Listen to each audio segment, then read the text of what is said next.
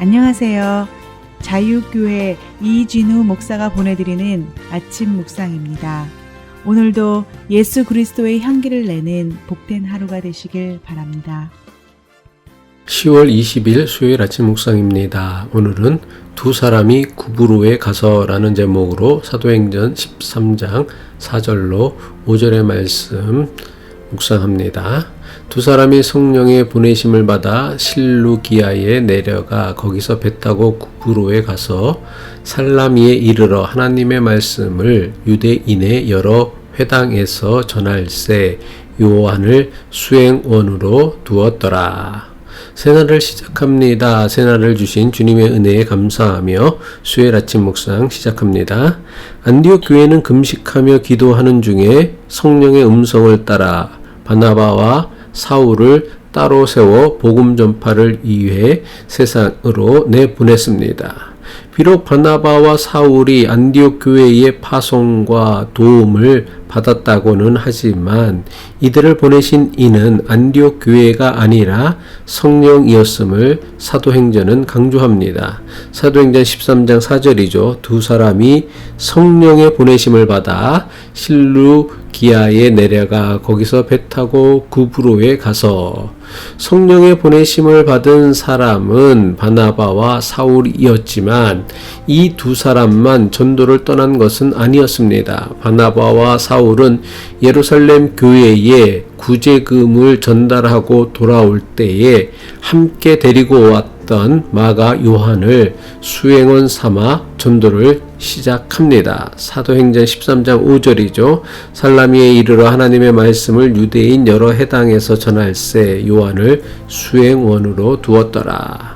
역사적인 첫 전도 여행의 시작은 실루기아로 내려가서는 구브로 섬으로 가는 배를 타는 것이었습니다. 실루기아는 안디옥에서 서쪽으로 약 16마일 떨어진 곳에 있던 지중해의 항구 도시였습니다. 실루기아로 내려간 바나바와 사울 그리고 마가 요한은 구브로 섬으로 가는 배를 탔습니다.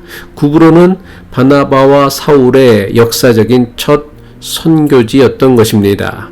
사도행전의 기록에 의하면 구브로는 바나바가 태어나고 자란 바나바의 고향이었습니다. 사도행전 4장 36절이죠. 구브로에서 난 레이족 사람이 있으니 이름은 요셉이라 사도들이 일컬어 바나바라 번역하면 위로의 아들이라 하니. 바나바와 사울의 역사적인 첫 번째 선교지가 바나바의 고향 구브로였던 것은 바나바의 선택과 결정이 아니었습니다. 사도행전은 바나바와 사울이 실루기아의 배를 타고 구브로에 간 것을 성령의 보내심이라고 분명하게 기록하고 있습니다. 사도행전 13장 4절 다시 한번 봅니다. 두 사람이 성령의 보내심을 받아 실루기아에 내려가 거기서 배 타고 구브로에 가서 바나바와 사울의 역사적인 첫 선교지가 바나바의 고향 구브로였다는 것은 가장 가까운 곳에서부터 복음 전파를 시작하는 성경의 일관된 원칙입니다. 예수님께서는 부활하시고 하늘에 오르시기 전 제자들에게 땅끝까지 이르러 내 증인이 되라고 명령하셨습니다. 사도행전 1장 8절이죠. 오직 성령이 너희에게 임하시면 너희가 권능을 받고 예루살렘과 온 유대와 사마리아와 땅끝까지 이르러 내 증인이 되리라 하시니라. 그런데 예수님께서 제자들에게 땅끝까지 이르러 내 증인이 되라고 하셨지만 처음부터 제자들을 땅끝으로 보내신 것은 아니었습니다. 부활하신 주님께서는 제자들을 가장 먼저 갈릴리로 부르신 다음 갈릴리에서부터 예수 그리스도의 증인이 되는 삶을 시작하게 하셨습니다. 아시다시피 갈릴리는 예수님 12제자들의 고향 땅이었습니다.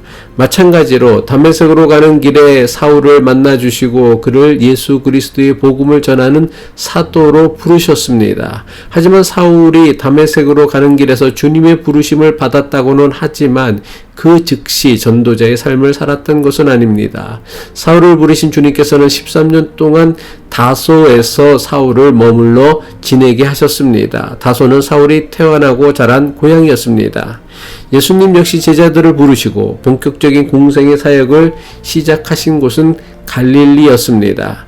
비록 예수님께서는 예루살렘 근처 베들레헴에서 태어나셨지만 어린 시절부터 자란 곳은 갈릴리 나사렛 땅이었습니다. 예수님 역시 고향 땅에서부터 복음 전파의 사역을 시작하신 것입니다. 가장 가까운 곳에서부터 복음 전파나 공생의 사역을 시작한 것은 성경에 나오는 일관된 원칙입니다. 도대체 하나님께서는 왜 자신을 가장 잘 아는 고향 땅에서부터 복음 전파의 사역을 시작하게 하신 것일까요? 이것은 오늘 우리에게도 매우 중요한 영적 도전을 주는 말씀이라고 생각합니다. 하나님께서는 우리에게 나를 가장 잘 아는 가까운 사람들 앞에서부터 그리스도인으로 살 것을 요구하는 영적인 도전이라 생각합니다. 나를 가장 잘 아는 가장 가까운 사람들 앞에서 참 그리스도인으로 살아갈 수 있는 사람만이 언제 어디서나 신실한 전도사로 살 수 있기 때문입니다. 혹시 우리는 예배당 안에서만 그리스도인인 척하며 신앙생활 하는 것은 아닌지 이 말씀 앞에서, 이 성령님의 명령 앞에서 우리의 삶을 돌아볼 수 있어야 합니다. 우리를 가장 잘 아는 가까운 사람들이 우리를 그리스도인으로 여기는지에 대해 생각해 보아야 합니다. 우리를 가장 잘 아는 가장 가까운 사람들이 우리를 그리스도인으로 보지 않는다라면 우리는 결코 예수 그리스도의 복음을 전하는 일을 제대로 할 수 없을 것입니다. 그리스도인이라는 정체성을 가장 가까운 사람으로부터 인정받지 못하는 사람이 예수 그리스도의 복음을 전하는 일은 불가능하기 때문입니다. 이것은 우리를 잘 아는 사람들에게 우리가 반드시 칭찬을 받거나 인정을 받아야 한다는 것이 아닙니다. 예수님조차 고향 땅이었던 나사렛에서 사람들에게 제대로 된 인정을 받지 못하셨습니다. 하지만 예수님은 자신의 고향에서부터 공생의 사역을 시작하셨습니다. 그래서 많은 이들이 예수님을 나사렛 예수라고 불렀습니다. 예수님의 제자들도 마찬가지입니다. 이들이 예수님의 부르심을 받고 예수님 제자의 삶을 시작한 곳은 다름 아닌 자신들의 고향 갈릴리 땅이었습니다. 성령께서는 바나바와 사울에게 바나바의 고향 구브로에서부터 복음 전파의 사명을 시작하게 하셨습니다. 이것은 우리도 마찬가지입니다. 땅끝까지 이르러 내 증인이 되라는 주님의 사명은 내가 발을 딛고 사는 가장 가까운 곳에서부터 시작되어야 한다는 사실을 결코 잊지 말아야 할 것입니다.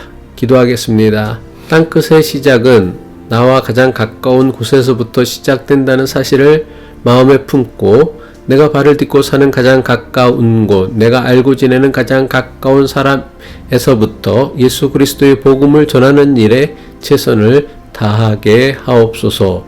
예수 그리스도의 이름으로 기도합니다.